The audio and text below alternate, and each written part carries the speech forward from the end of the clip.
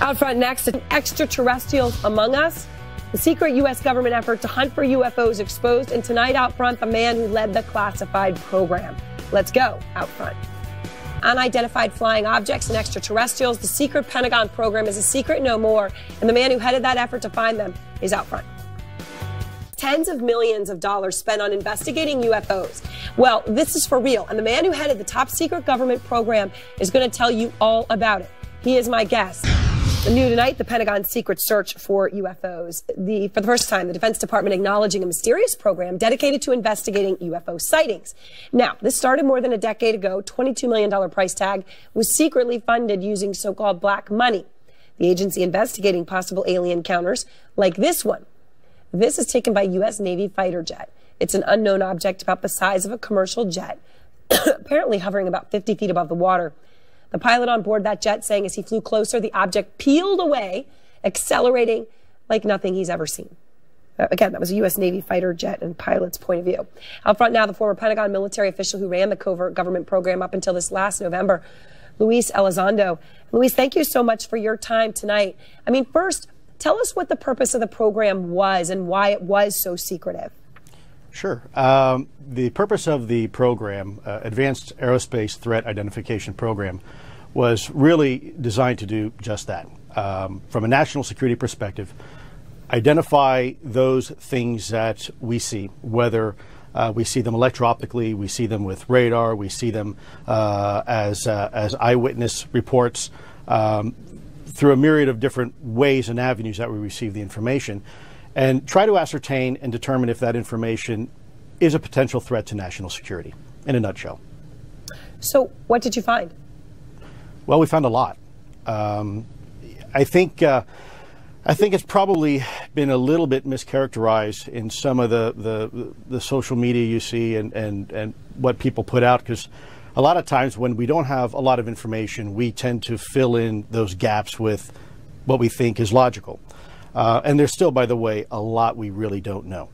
I think what's important is that we have identified some very, very interesting, anomalous type of aircraft. Let's call them aircraft. Things that don't have any obvious flight surfaces, any obvious forms of propulsion, and maneuvering in ways that include extreme maneuverability beyond, I would submit, the healthy G-forces of a human or anything biological, hypersonic velocities, low observability, positive lift, again, seemingly in defying the laws of aerodynamics.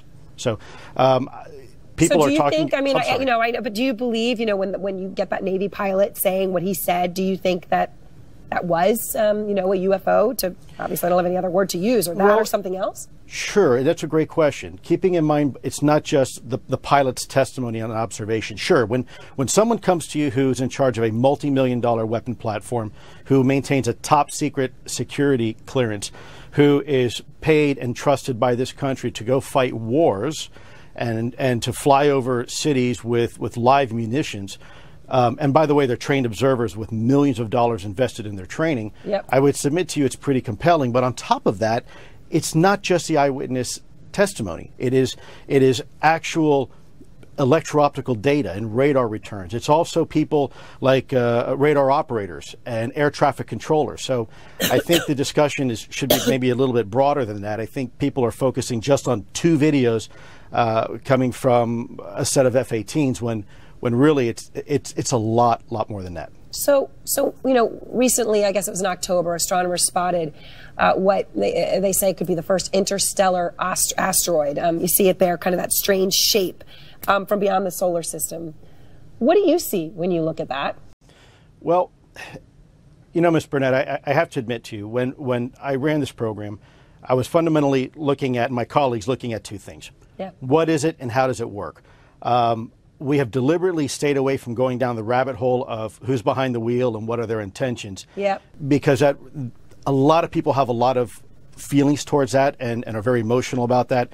And what I wanted to do was to allow the data to speak for itself and then use that data to inform leadership, senior DoD leadership, about the potential threat that these type of technologies pose to national security, especially over any type of controlled airspace that we might have.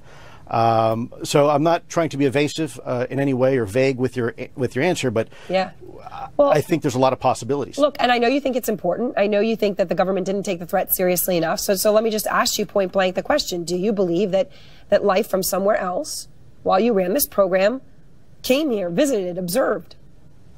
I will tell you unequivocally that through the observation, scientific methodologies that were applied to look at this phenomena, that these aircraft, we'll call them aircraft, are displaying characteristics that are not currently within the U.S. inventory, nor in any foreign inventory that we are aware of.